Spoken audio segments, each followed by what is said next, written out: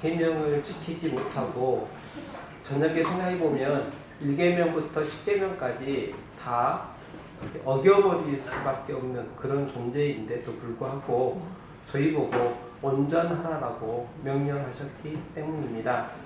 그럼 도대체 계명도 다 지키고 마음의 분노도 없고 탐심도 없고 이렇게 살라는 말씀인가 곰곰이 생각해보면 그건 아닙니다. 왜냐하면 여기서 온전하라고 말씀하시면서 하나님께서 온전하심을 예로 들어주셨는데 그 예가 뭐냐면 하늘에 계신 너희 아버지께서는 그 해를 악인과 선인에게 비춰주시고 비를 의로운 자와 불의한 자에게 내려주십니다 그랬습니다. 여기서 온전하다는 의미는 하나님께서 믿는 자든 믿지 않는 자든 성도이든 교회를 욕하는 사람이든 공평하게 차별 없이 태양을 비춰주시고 비를 내려주신다. 이게 하나님의 온전하심이라고 표현하고 있습니다. 그러면서 저희에게도 온전하라는 요구로 뭘 말씀하신 거냐면 사랑하는 사람만 사랑하지 말고 자기를 사랑하는 사람을 사랑해서 세리도 그렇게 사랑하는데 원수를 사랑하고 너희를 박해하는 자를 위해서 기도하라고 명령하시면서 온전하라고 하셨어요. 바꿔 말하면 우리가 원수에게 원수임에도 불구하고 그의 댐댐이와 그의 나와 친분 관계, 그의 반응에 관계없이 그를 위해서 기도할 수 있는 것이 우리가 온전한 것이에요. 여기에서 온전은 우리가 하나님 앞에서 모든 율법을 다 지켜서 완전함이 아니라 나에게 원수일지라도 그분에게 그분을 위해서 기도하고 사랑하고 복음을 전하는 것이 온전함이 되는 거예요. 예를 들어볼게요. 저로 말하면 정말로 꼴배기 싫은 제 원수가 병들었다고 자기 치료법 알려달라고 그래요. 평상시 몇 년간 싸웠는데 그래서 치료법 알려달라고 그러면 기분 나쁘죠. 제 비방을 알려달라고 하니까 알려주기 싫어요. 근데 이 온전하라는 말씀이 떠올라서 알려줬어요. 많이 아까워하면서 온전하지 못했죠. 농사 짓는 분이 많으시니까 여름에 가뭄 때 물대기 하느라고 싸웠어요. 신나게 싸우죠. 철천지 원수처럼 싸우죠. 왜냐하면 물 못 대면 1년 농사가 망치게 되니까. 하지만 그렇게 싸웠던 원수 같은 이웃을 교회에 사경이 하면 다 그거 무시하고 그래도 교회에 사경이 하니까 같이 교회 가자. 말씀 들으러 가자. 그렇게 권하는 것이 저희들이 드러내야 될 온전함이에요. 교회에 사경기를 했어요. 말씀 사경기를 했어요. 피곤하고 힘드시죠. 그래도 그 긴 시간 1시간 넘어가는 사경의 말씀 듣는 시간이 길고 힘들더라도 그래도 교회가 사경이 하니까 참여하겠다고 참여하신 것이 저희 동부교회가 보여주신 온전함이었어요. 이 예배당 리모델링 하겠다라고 당회가 얘기를 하고 제안을 했을 때 한 번도 헌금이나 이런 쪽을 권유하지 않았음에도 불구하고 여유 있으신 분들은 여유 있으신 대로, 여유 없으신 분들은 힘써서, 정말로 없으신 분들은 기도만으로 일하는 일꾼들을 점심으로 챙겨주신 것이 그게 일종의 저희가 보여드린 온전함이에요. 어떤 권사님이 음식을 준비해가지고 그 일꾼들에게 드리는 음식이 완벽한 음식일까요? 그러진 않을 거예요. 하지만 그 음식 자체는, 그 점심 자체는 저희가 제공하는, 저희가 드러내는 온전함이다라고 생각을 해요. 마가복음을 막 공부를 해요. 눈도 침침하고 읽기도 어려운데 시험도 본다고 해요. 갑자기 교회는, 당회는 왜 갑자기 이런 어려운 나에게 시험을 주는 것인가? 힘든 것은 다 똑같아요. 시험 보고 나서 1, 2, 3등만 뽑고 나머지는 다 4등인데 당연히 1등 나야 될 사람 같이 보이는 사람 1등 못 나는 스트레스도 있어요. 전교 1등도 시험 볼 때로 스트레스 보거든요. 똑같아. 하지만 그럼에도 불구하고 교회가 하는 일이니 한 번이라도 읽고 그 시험에 나와서 한 문제라도 풀어보겠다. 한 문제라도 맞춰보겠다. 그러고 나서 교회에 나오는 것. 그것이 저희가 지금 보여야 될 온전함이에요. 이번 주 수요 예배에 많은 분들이 바쁘게 일하다가 오신 것 같아요. 옷물 씻고 오셨는데 좀 지쳐 계셔요. 바꿔 말하면 정말 농사일이 바빴다는 거죠. 와가지고 힘들어서 꾸벅꾸벅 졸 수 있어요. 하지만 아무리 일이 바쁘고 힘들고 피곤해도 그래도 수요 예배니까 교회에 와서 교회에서 졸고 자는 한이 있더라도 혹시 교회에서 자다가 코 고는 한이 있더라도 그래도 내가 성도인데 교회에 수요 예배에 와야지. 그래서 와가지고 이 자리에 앉아 계신 것 자체가 저희가 보여야 되는 온전함이에요. 아멘. 40일 작전 기도를 마음 먹었어요. 40일 지나서 봤더니 딸랑 한 3, 4일 기도하고 새벽 기도 40일 중에서 한 번도 못 나갔어요. 그래도 그 다음 해에 자녀 문제가 있고 가정 문제가 있고 건강 문제가 있으면 또 40일 작전 기도를 서원하는 것이 온전함이에요. 온전함이 40일 기도 작정했으니까 40일 기도 다 하는 것이 온전함이라 한다 그러면 이 자리에 온전할 사람 죄송합니다. 한 명도 없어요. 특히 추장로는 절대 안 돼요. 올 초가 되면 새해가 되면 성경책 한번 다 일독하겠다고 마음먹고 읽기 시작하죠. 어디에서 맨날 걸리죠? 창세기 출애굽기 한 다음에 레위기 민수기 신명기 들어가면 걸려요. 못 읽어요. 어떤 경우는 피해가지고 신약부터 읽어요. 신약 다 읽고 구약 좀 읽다가 죽어라고 읽었는데도 이사야서 정도에 걸리면 다 못 읽고 그 해가 끝나요. 그러면 올해도 다 못 읽고 실패했으니까 포기하느냐. 새해가 되면 그런 저인 줄 알지만 이런 저인 줄 하나님은 모르시겠어요. 예수님도 모르시겠어요. 다 아시죠. 그럼에도 불구하고 그래 내가 성도이고 말씀을 사랑하는 사람이니까 또 한 번 도전하는 것. 이게 저희가 보여야 될 온전함이에요. 하나님께서 요구하신 온전하라고 요구하신 예수님께서 하늘에 계신 너희 아버지 온전하신 같이 너희도 온전하라고 말씀하신 것은 저희 보고 율법을 다 완벽하게 지켜내라고 말씀하신 게 아니라 저희가 그래도 성도이고 그래도 하나님의 사랑을 입은 자이기 때문에 이 순간이라도 이 시점이라도 적어도 그 순간에는 온전할 수 있다. 온전하라고 말씀하신 거예요. 수요 예배 일하다가 씻고 서둘러 오셔가지고 졸고 계신 그 모습을 예수님께서는 온전한 모습이라고 봐주셔요. 여겨주시는 거예요. 그리고 그 모습을 기뻐하실 거라고 생각해요. 여러 번 읽으신 분도 있을 거고 아직까지 한 번도 못 읽어본 분도 계실지 모르겠어요. 관계없어요. 교회에서 하는 일이고 그래도 하나님께서 기뻐하시는 일이니까 그래도 시도해 보는 것. 그게 이제는 저희가 이번 주에 보여야 될 온전함이다라고 생각하고 있습니다. 질문 주십시오. 다음 주십시오. 주님과 새 제자가 변화산에 있을 때 제자들이 애를 써도 치료가 안 된 이유가 무엇일까요? 1번 예수님께서 제자들에게 능력을 조금밖에 안 주셔서 2번 제자들의 이것과 이것의 부족으로 다음 주십시오.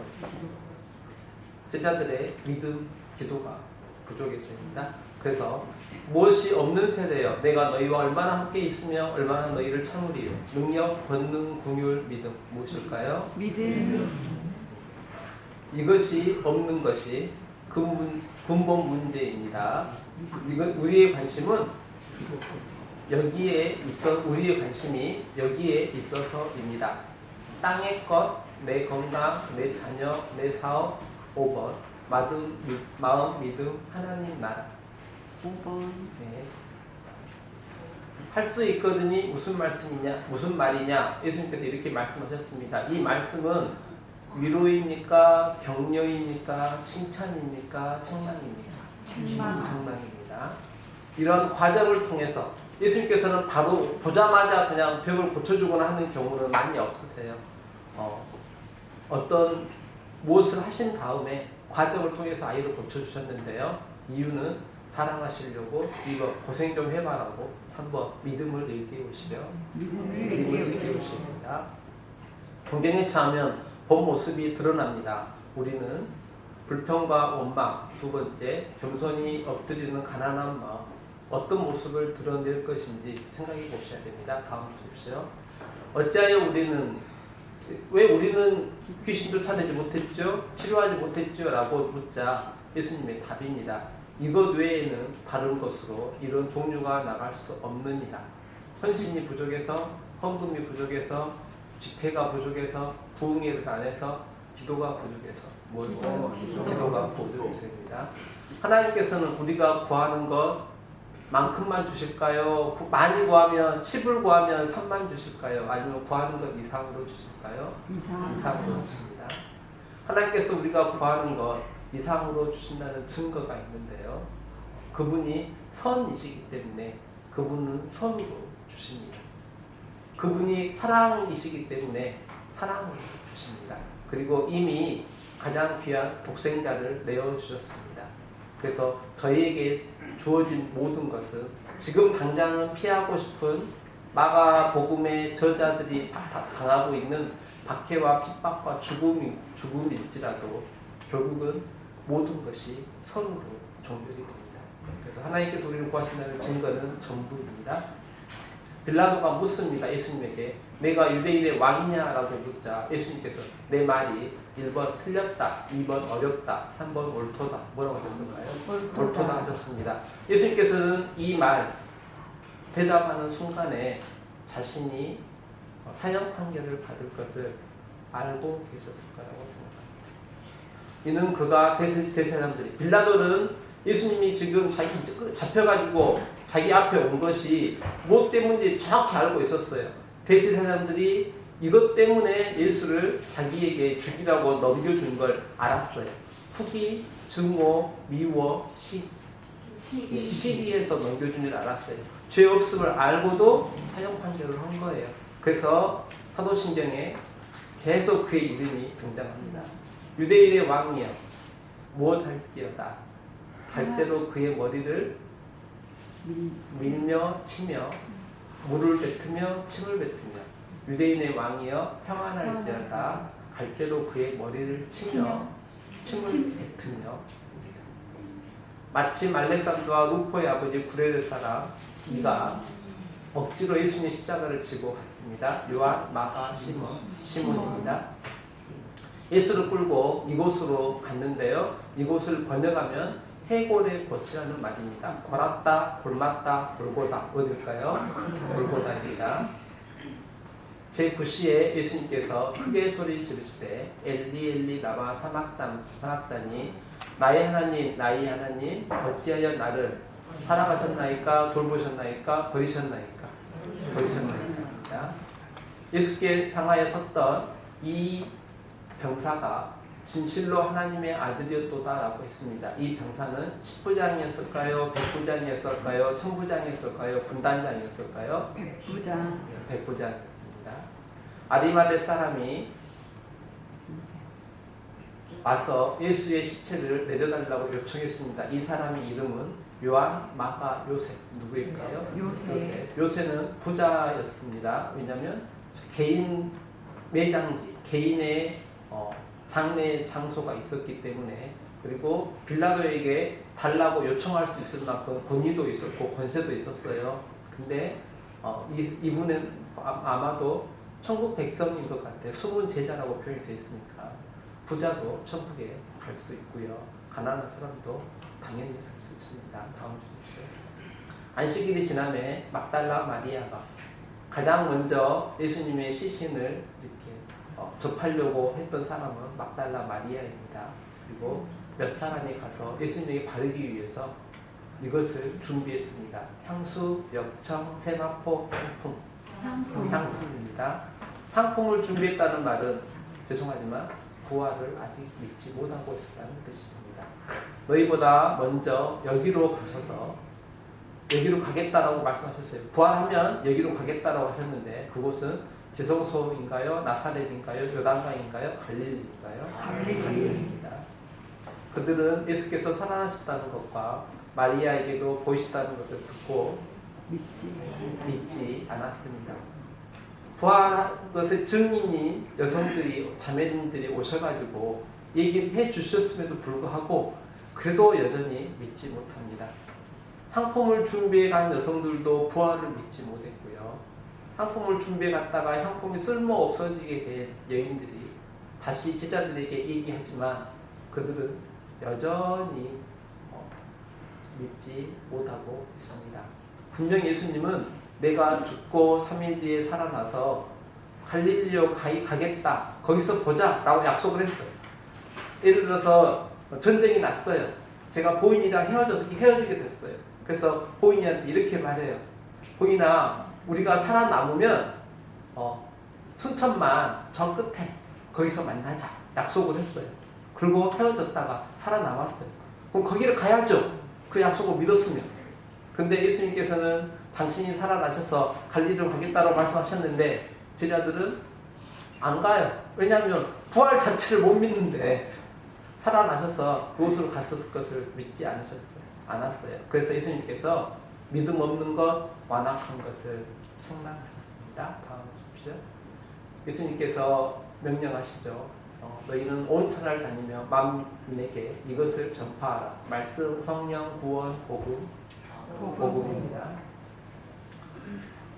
복음을 제자들이 전할 때 이거 하고 이거 받는 사람은 구원을 얻고 그렇지 않는 사람은 정죄를 받습니다. 1번 영접 아니면 믿고. 뭘 해야 되죠? 믿고. 할례를 받아야 할까요? 세례를 받아야 할까요? 네, 세례를 받아야 합니다. 예수께서 말씀을 마치신 후에 하늘로 올려주셨습니다. 성경적인 용어로는 승천하셨습니다.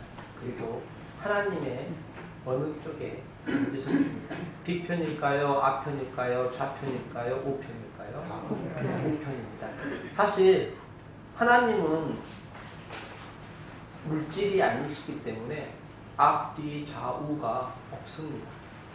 하나님은 영이시기 때문에 우편이 없어요, 사실은. 그런데 여기에서 예수님이 하나님의 우편에 앉으셨다는 표현은 하나님의 권능을 표현합니다. 하나님의 능력이 다스리는 자리, 그 자리가 하나님의 우편입니다. 여기에 앉으셨다라고 되어 있습니다.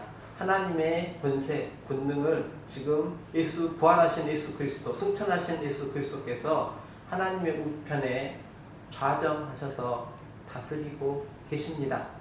그런데 한 가지 생각할 것은 그곳에서 무엇하고 계시죠? 하나님의 우편에 좌정하신 예수 그리스도께서 하신 일이 무엇인가요? 이건 한번 생각해 보셔야 돼요. 예를 들어서 제가 지금 올라왔어요. 이 자리에 여기 올라왔어요. 올라와가지고 뭔가 좀 하고 있죠. 올라온 게 목적이 아니고 무언가 하려고 무슨 말을 하려고 지금 저기 마이크 앞에 선 거잖아요. 똑같이 예수님께서 하나님 우편에 앉으시는 좌정하신 것은 무언가 하시기 위함이에요. 생각나는 것을 한번 생각해 보셔야 돼요. 그럼 예수님이 왜 그곳에 예수님이 하늘에 계셨던 원래 계셨던 분이 이 땅에 성육신하고 내려오신 것은 십자가에 죽기 위해서 내려오신 거죠. 그래서 계속 반복해서 말씀하셨어요. 십자가에서 내가 죽겠다. 고난받고 환난당하고 핍박당하고 침뱉음당하고 하다가 죽겠다. 그런데 이렇게 죽는 것은 교회를 얻으시려 택한 백성을 구원하시려고 저희들의 죄를 대속하시려고 그 목적이 있잖아요. 똑같이 이제 다시 하늘나라로 가셔가지고 하나님 우편에 좌정하셨어요. 똑같은 목적이 있어요. 그 목적이 무엇이냐? 여전히 예전처럼 여전히 다스리심도 목적일 거고요. 온 피조계를 영계를 다스리는 것도 목적이실 건데 예수님께서 가신 다음 성령 하나님 보내주시고요. 그리고 지금도 여전히 저희를 위해서 중보하고 계십니다. 저희를 위해서 기도하고 계십니다. 이 자리에 있는 분들이 새벽에 수요일마다 수요 예배 끝나고 기도회 시간에 새벽마다 멀리 떨어져 있는 자녀들을 위해서 손주들을 위해서 기도하죠. 저희는 기도는 하지만 죄송합니다. 능력이 별로 없어요. 그런데 하나님의 권능의 우편에 앉으신 전능자이신 예수 그리스도께서 저희를 위해서 지금도 여전히 중보하고 계셔요. 가끔 상상을 합니다. 신앙을 지키기 어려울 때, 두려울 때 무슨 상상을 하냐면 저에게는 지금도 중보자가 믿음의 선진들이 둘러서서 저희의 모습을 지켜보고 계시고 응원하고 계시고 마가는 이 구절을 적으면서 마지막에 이 내용을 올려놓은 이유가 뭘까? 이 구절을 생각한 이유가 뭘까 생각하면